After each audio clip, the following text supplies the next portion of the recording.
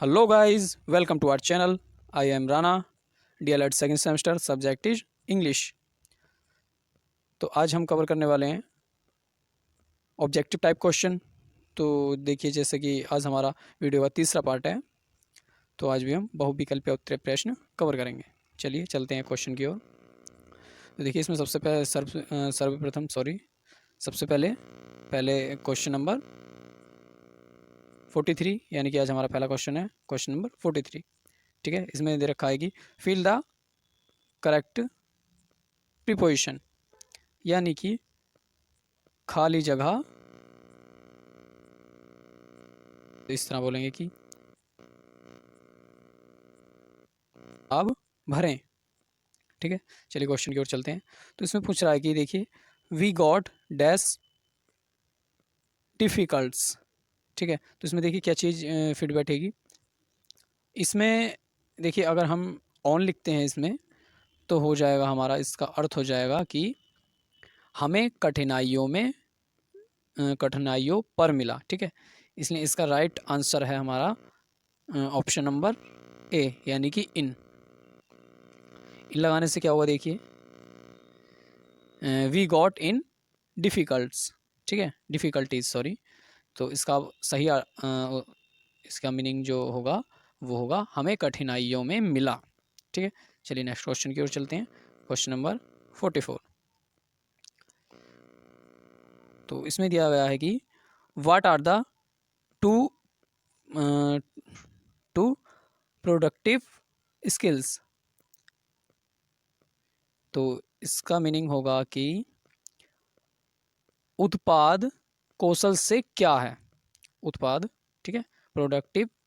तो इसमें देखिए पढ़ लेते हैं कि हमारा फर्स्ट ऑप्शन जो है ऑप्शन नंबर ए, इसमें दिया गया है लिस्टनिंग सॉरी लिस्टनिंग और जी लिजनिंग सॉरी लीजनिंग, जैसे बोलते हैं ना कि हे लिशन। ठीक है, उसी तरह से लिशन है और उसमें आईएनजी, यानी कि listening skills and reading skills, यानी कि इसको बोल सकते हैं कि हम सुनना कौशल और पढ़ना कौशल, या कौशल का मतलब है कि अच्छे से, यानी कि अच्छे से सुनना और अच्छे से पढ़ना। ठीक है, चलिए नेक्स्ट ऑप्शन देखते हैं, ऑप्शन नंबर बी। इसमें दिया गया है कि speaking skills and writing skills, यानी कि अच्छे से बोलना और अच्छे से लिखना। ठीक है, चलिए नेक्स्ट क्वेश्चन हमारा ऑप्शन नंबर सी, कि listening skills and speaking skills, यानी कि सुनना कौशल और बोलना कौशल, यानी कि अच्छे से सुनना और अच्छे से बोलना। अब देखिए ऑप्शन नंबर डी देखते हैं कि reading skills and writing skills, यानी कि अच्छे से पढ़ना और अच्छे से लिखना, या बोल सकते हैं कि पढ़ना कौशल और लेखन कौशल। ठीक है, तो इसका राइट आंसर है हमारा ऑप्शन नंबर बी, यानी कि बोलना कौशल और लिखना कौशल, यानी कि अच्छे से बोलना और अच्छे से लिखना। चलिए नेक्स्ट क्वेश्चन की ओर चलते हैं, क्वेश्चन नंबर 45। तो इसमें क्या पूछा गया है कि fill in the blank with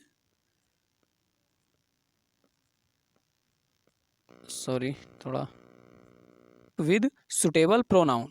ठीक है, तो इसका मीनिंग होगा कि उपयुक्त सर्वनाम के साथ रिक्त स्थान भरें। ठीक है, चलिए इसके ऑप्शन देखते हैं हम। सबसे पहले हम अपना option number A, WHO home. ठीक है, होम। अब देखिए होम की हिंदी बता देता हूँ मैं, होम को क्या बोलते हैं हम, यानी कि किसके। ठीक है, उसके बाद है ऑप्शन नंबर बी, विच यानी कौन, ऐसा बोल सकते हैं। ठीक है, option number C, who means भी कौन, और इसके बाद आता है हमारा ऑप्शन नंबर डी, हुज यानी कि किसके। ठीक है, अब जो है हमारा, जो इसका राइट आंसर होगा वो है हमारा ऑप्शन नंबर ए। वो कैसे, इसकी डेफिनेशन दी गई है कि whom do you want to meet, यानी कि सॉरी स्क्रीन टेढ़ी होगी, कि आप किससे मिलना चाहते हैं। ठीक है, यह है whom do you want to meet, आप किससे मिलना चाहते हैं। तो ये इसमें फिट बैठेगा। और चलिए नेक्स्ट जो है ऑप्शन देखते हैं, option number B, which pen do you like most, यानी कि आपको कौन सा पेन सबसे ज़्यादा पसंद है। Option number C, who is your brother, तुम्हारा भाई कौन है। ठीक है। Option number D, whose book is this, यानी कि यह है हु इज़ दिस, ये तो कौन होगा, sorry, whose book is this. ठीक है, तो इसका जो मीनिंग है यह है किसकी पुस्तक है। ठीक है, तो इसका हमारा और जो सही आंसर है वो हमारा ऑप्शन नंबर ए है, यानी कि इसमें हम whom का प्रयोग करेंगे। ठीक है, चलिए नेक्स्ट क्वेश्चन की ओर चलते हैं। Next question number is 46। तो इसमें दिया गया है which language is regarded as a second language in India, यानी कि भारत में किस भाषा को दूसरी भाषा माना जाता है। तो बहुत ही सिंपल क्वेश्चन है और इसका आंसर भी बहुत ही सिंपल है। तो देखिए इसमें है option number C is correct answer, यानी कि इंग्लिश। ठीक है, सर्वप्रथम जो है भारत के अंदर वो हमारी भाषा है हिंदी, उसके बाद इंग्लिश, फिर अदर लैंग्वेजेस हैं। चलिए नेक्स्ट क्वेश्चन की ओर चलते हैं। Next question is 47 number. इसमें दिया गया है according to Bloom Bloom the teaching objective are. देखिए मुझे ऐसा लग रहा है इसमें जैसे कि जो बुक में टाइपिंग हुई है जैसे इसको जो है ट्रांसलेट किया गया हो, इसलिए जो है कुछ स्पेलिंग्स थोड़ी मुझे डाउट हो रहा, पक्का कंफर्म नहीं कह सकता। चलिए कोई नहीं, देखते हैं। तो according to Bloom the teaching objective are, तो इसका अर्थ होगा कि ब्लूम, यानी कि ब्लूम जो है, ब्लूम के अनुसार शिक्षण के उद्देश्य हैं। तो शिक्षण के ब्लूम के अनुसार कौन कौन से उद्देश्य हैं, ऑप्शन नंबर ए पढ़ेंगे, यानी कि कॉनेक्टिव ऑब्जेक्टिव्स, इसका होगा संज्ञानात्मक उद्देश्य। Option number B, option number B है सॉरी पेन नहीं चल रहा, तो ऑप्शन नंबर बी होगा हमारा अफेक्टिव ऑब्जेक्टिव्स, यानी कि भावनात्मक उद्देश्य। Option number C psychomotor objectives, यानी कि उद्देश्य, साइकोमोटर्स बोल सकते हैं, साइकोमोटर उद्देश्य। And option number D is all of the above, यानी कि तीनों ऑप्शन जो दिए गए हैं तीन, यानी कि सभी सही हैं इस क्वेश्चन के आंसर। तो इस क्वेश्चन का करेक्ट आंसर हो जाएगा हमारा ऑप्शन नंबर डी, उपरोक्त सभी या ऑल ऑफ द एबव। चलिए नेक्स्ट क्वेश्चन देखते हैं। हमारा next question number is 48। Which of the following approaches is known as evolution approach. इसका मीनिंग होगा निम्नलिखित में से कौन सा दृष्टिकोण मूल्यांकन दृष्टिकोण के रूप में जाना जाता है। ठीक है, option number A Bloom's approach, यानी कि ब्लूम का दृष्टिकोण। Option number B RCEM approach, यानी कि RCEM दृष्टिकोण। चलिए ऑप्शन नंबर सी देखते हैं,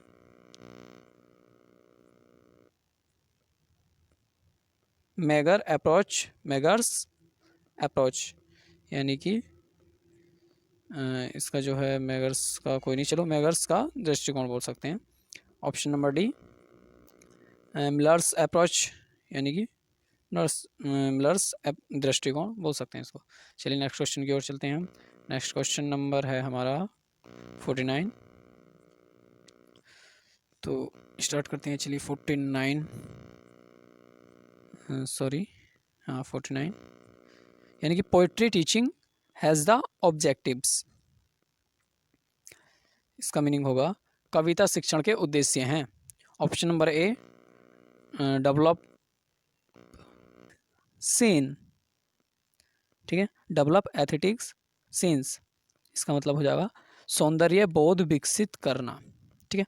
ऑप्शन नंबर बी है हमारा ट्रेन द इमोशंस, यानी कि भावनाओं को प्रशिक्षित करना। ऑप्शन नंबर सी एप्रिएशन एबिलिटी, यानी कि प्रशंसा क्षमता। ऑप्शन नंबर डी देख लेते हैं ऑल द एबव, यानी कि उपरोक्त सभी। तो इसका जो हमारा राइट आंसर होगा वो होगा हमारा ऑल ऑफ द एबव। तो नेक्स्ट क्वेश्चन की ओर चलते हैं हम। Next question is 50। Okay, the objectives of teaching are achieved by, यानी शिक्षण के उद्देश्य से प्राप्त होते हैं। शिक्षण के उद्देश्य से प्राप्त होते हैं, तो क्या प्राप्त होते हैं? Option number A an approach, यानी कि एक दृष्टिकोण। और ऑप्शन नंबर बी होगा हमारा मेथड यानी कि विधि। ऑप्शन नंबर सी स्ट्रेटजी, यानी कि कार्यनीति या रणनीति भी बोल सकते हैं इसको। एंड ऑप्शन डी मीडिया, ठीक है, मीडिया। और इसका जो हमारा राइट आंसर हो जाएगा हमारा ऑप्शन नंबर सी स्ट्रेटजी, यानी कि कार्यनीति या रणनीति इत्यादि भी बोल सकते हैं। चलिए नेक्स्ट क्वेश्चन की ओर चलते हैं। Next question is 51। चलिए क्वेश्चन क्या बोल रहा है? Bilingual and audio language method are used in teaching. इसका अर्थ हो जाएगा कि शिक्षण में द्विभाषी और ऑडियो भाषित पद्धति का उपयोग किया जाता है। तो किसमें किया जाता है? Option number a mother cursor, हाँ ठीक है, मदर टंग, ठीक है। इसका मतलब होगा कि मातृभाषा, मदर टाउन। और सेकंड ऑप्शन है हमारा सेकंड लैंग्वेज, यानी कि दूसरी भाषा। ऑप्शन सी फर्स्ट लैंग्वेज, यानी कि पहली भाषा। और option D none of these, ठीक है, नन ऑफ दीज, यानी कि इनमें से कोई नहीं। चलिए नेक्स्ट क्वेश्चन देखते हैं अब हम। सो गाइज अब हम देखेंगे 52 number question. The structural approach is an English, यानी कि संरचनात्मक दृष्टिकोण एक अंग्रेजी है। तो किस तरह की है?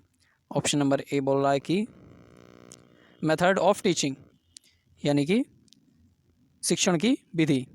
Option number B approach of teaching, यानी कि शिक्षण के दृष्टिकोण। And option C technique of teaching, यानी कि शिक्षण की तकनीक। And option D none of these, यानी कि इनमें से कोई नहीं। तो इसका राइट आंसर हो जाएगा हमारा option number B approach of teaching, यानी कि शिक्षण के दृष्टिकोण।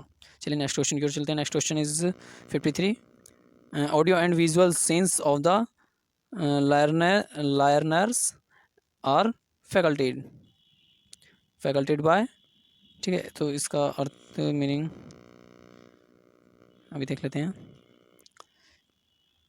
कि शिक्षार्थियों के ऑडियो और विजुअल सेंस को सुविधाजनक बनाया गया है।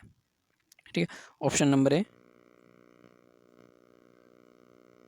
एजुकेशनल रेडियो, ठीक है, शिक्षा रेडियो और educational television, and option C is both A and B, and option D none of these, यानी कि इनमें से कोई नहीं। ये ऑप्शन सी है बोथ ए एंड बी, यानी कि ए और बी सही आंसर। तो इसका हमारा सही आंसर हो जाएगा option number B, educational television. ठीक है, चलिए नेक्स्ट क्वेश्चन की ओर चलते हैं। Next question 54, the most effective media is. तो जो इसका मीनिंग होगा सबसे प्रभावी मीडिया है, कौन सा मीडिया है? चलिए देखते हैं। Option number A radio, option number B television, and option C both A and B, यानी कि रेडियो और टेलीविज़न दोनों, और option D none of these, यानी कि इनमें से कोई नहीं। तो इसका हमारा राइट आंसर बिना सोचे समझे हम टेलीविज़न को लगा सकते हैं, क्योंकि देखिए रेडियो का आजकल, रेडियो था कभी पहले था ज़्यादा मोस्ट इफ़ेक्टिव जो डालता था, लेकिन आज के समय में एक टीवी है, ठीक है। अब टीवी के बाद भी देखो, अगर देखा जाए इस टाइम पे, तो एक इंटरनेट है, यानी कि सबसे प्रभावी मीडिया इस टाइम पे इंटरनेट है। लेकिन इसका हमारा सही आंसर होगा ऑप्शन नंबर 4 का, the most effective media is television, यानी कि टीवी। ठीक है, नेक्स्ट क्वेश्चन की ओर चलते हैं। चलिए नेक्स्ट क्वेश्चन हमारा 55,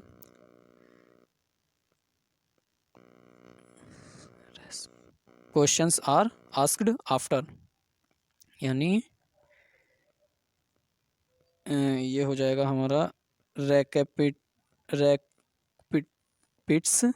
लैट्री।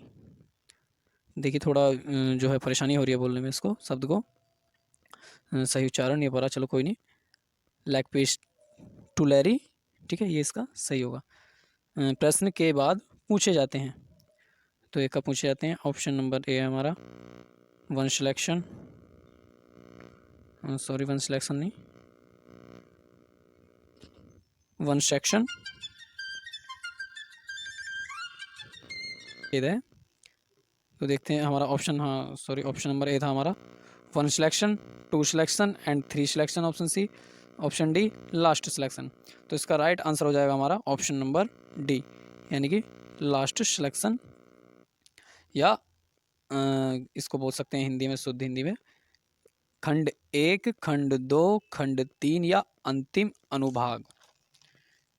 ठीक है, अब next question is 56, which of the following कंपोस्टेंस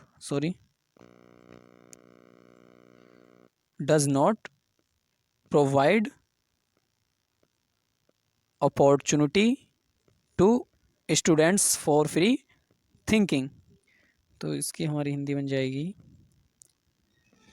निम्नलिखित में से कौन सी रचना छात्रों के स्वतंत्र सोच का अवसर प्रदान नहीं करती? तो कौन सी नहीं करती है? तो ऑप्शन नंबर ए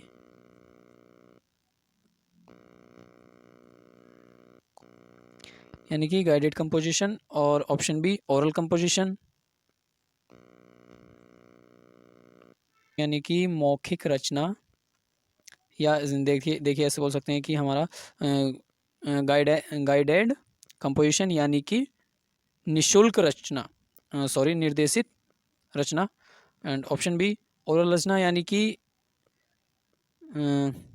मौखिक रचना, and option C free composition, यानी कि निशुल्क रचना, एंड ऑप्शन नंबर डी लिखित, ये रिटिन कंपोजिशन है ना, तो इसको बोल सकते हैं हम लिखित रचना। तो इसका हमारा राइट आंसर होगा ऑप्शन नंबर ए, गाइडेड कंपोजिशन, यानी निर्देशित रचना।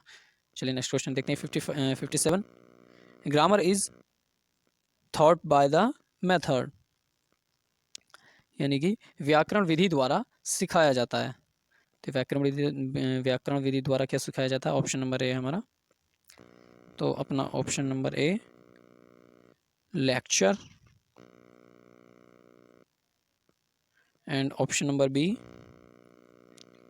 Inductive deductive.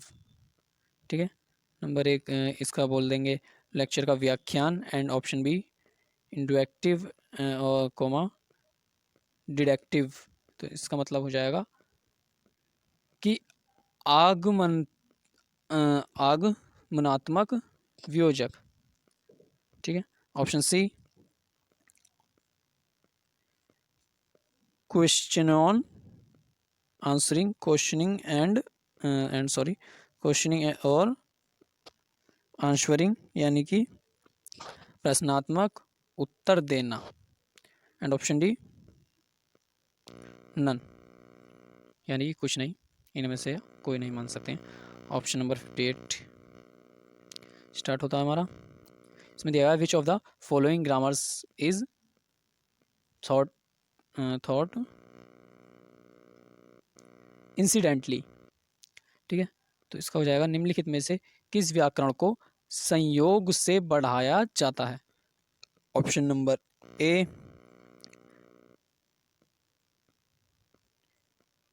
Perspective grammar, traditional grammar यानी कि पारंपरिक व्याकरण, और ऑप्शन सी है हमारा फंक्शनल ग्रामर यानी कि क्रियात्मक व्याकरण, और ऑप्शन नंबर डी है थियोरेटिकल ग्रामर यानी सैद्धांतिक व्याकरण। ठीक है, तो इसका हमारा आंसर हो जाएगा option number C functional grammar. चलिए नेक्स्ट क्वेश्चन देखते हैं। Next question is 59 which of the following grammar lays stress on rules, यानी निम्नलिखित में से कौन सा व्याकरण नियमों पर जोर देता है। Option number A traditional grammar, और option number B incidental grammar, and option C देखिए सेम उसी की तरह है कि ऑप्शन नंबर सी है हमारा फंक्शनल ग्रामर, और ऑप्शन डी है हमारा यानी कि क्रियात्मक व्याकरण। सॉरी, हमने बैक क्वेश्चन में जो है एक मिस्टेक कर दिया है, इसमें हमारा नहीं सॉरी ठीक है, ऑप्शन नंबर 59 इसका हमारा राइट आंसर हो जाएगा option number A traditional grammar यानी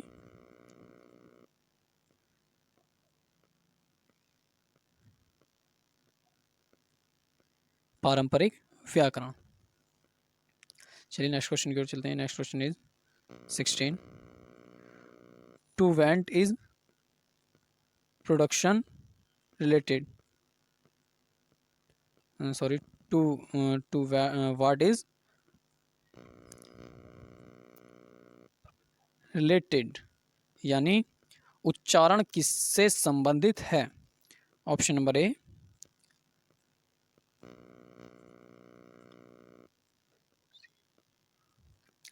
यानी कि शब्दावली, एंड ऑप्शन बी स्पीकिंग बोलना, एंड ऑप्शन सी इज इंट्रोएशन यानी अंतर्ज्ञान। ठीक है, option D all of the above यानी उपरोक्त सभी, तो इसका हमारा राइट आंसर हो जाएगा उपरोक्त सभी। चलिए नेक्स्ट क्वेश्चन देख लेते हैं। व्हाट डज प्रोनाउंसिएशन इंक्लूड, यानी उच्चारण में क्या शामिल हैं, तो क्या शामिल है देख लेते हैं। Option number A option A में है फ्लुएंसी यानी कि प्रवाह, ऑप्शन 2 पुश पुश का देखिए रुकना या इसमें अच्छा लगेगा ठहराव। ठीक है, एंड ऑप्शन सी है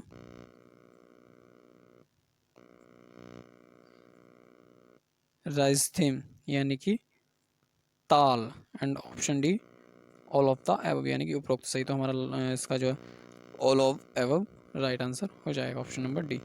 चलिए option number 62 a language can be accord thought यानी कि एक भाषा के माध्यम से प्राप्त किया जा सकता है, तो क्या प्राप्त किया जा सकता है। ऑप्शन नंबर ए एक्सपोर यानी कि जोखिम, एक्सप्लोर, और ऑप्शन नंबर बी है मोटिवेशन, प्रेरणा, and option number C repetition, reputation, ठीक है, या रेपुटेशन, इसको बोलेंगे हम पुनरावृत्ति। Okay, and option D all of the above, यानी कि उपरोक्त सभी। तो हमारा इसका राइट आंसर हो जाएगा हमारा ये अपना ऑल ऑफ एबव, यानी कि उपरोक्त सभी। चलिए नेक्स्ट क्वेश्चन देखते हैं 63। व्हाट आर द टू, इसको जो टिक कर लेता हूँ मैं पहले, तब पढ़ेंगे। हाँ, what are the two productive skills, यानी उत्पाद कौशल क्या है। तो देखिए, जैसे कि ये मेरे ख्याल से क्वेश्चन जो है अपना ये रिपीट हुआ है। चलिए कोई नहीं, दोबारा पढ़ लेते हैं। यानी कि उत्पाद कौशल से क्या है, तो इसमें ऑप्शन नंबर ए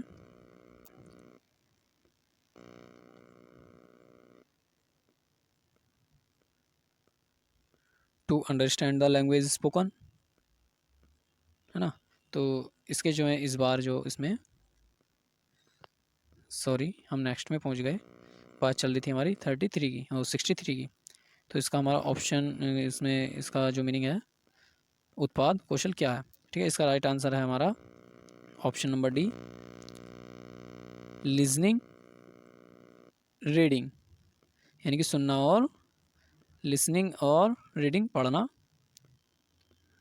तो इसका और हमारा राइट आंसर है इसमें ऑप्शन नंबर बी स्पीकिंग और राइटिंग, यानी कि बोलना और लिखना। चलिए 64।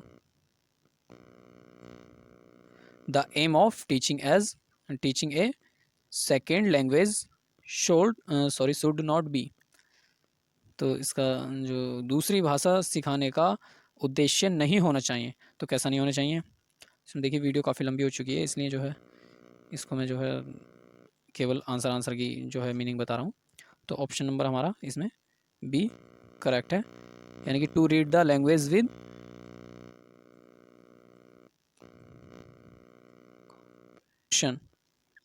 तो इसका मीनिंग हो जाएगा भाषा को समझ के साथ पढ़ना, ठीक है। चलिए नेक्स्ट क्वेश्चन पढ़ते हैं 64। Which comprehension provide student for free thinking. इसका मतलब हो जाएगा कौन सी रचना छात्रों को स्वतंत्र सोच प्रदान करती है। ऑप्शन नंबर ए राइटिंग कंपोजिशन, यानी लेखन रचना। तो यही हमारा इसका राइट आंसर है, राइटिंग कंपोजिशन, ठीक है, लेखन रचना। चलिए 66। Objective of teaching poetry is, यानी इसको कहेंगे हम कविता पढ़ने का उद्देश्य है। देखिए कविता पढ़ने के क्या उद्देश्य हो सकता है। ऑप्शन नंबर ए इंजॉयमेंट, यानी कि आनंद। ऑप्शन नंबर बी कॉम्प्रिहेंशन, यानी कि समझ। और ऑप्शन सी एप्रिशिएशन, यानी एप्रिशिएशन का सराहना या सराहना, सराहना। और ऑप्शन डी उपरोक्त सभी, या बोल सकते हैं यह है सभी। तो हमारा इसका आंसर हो जाएगा option number D all of these. Okay, so thank you for watching video. मिलते हैं नेक्स्ट वीडियो में, तब तक के लिए चैनल को सब्सक्राइब जरूर कर लें। मिलते हैं नेक्स्ट वीडियो में। Thank you for watching.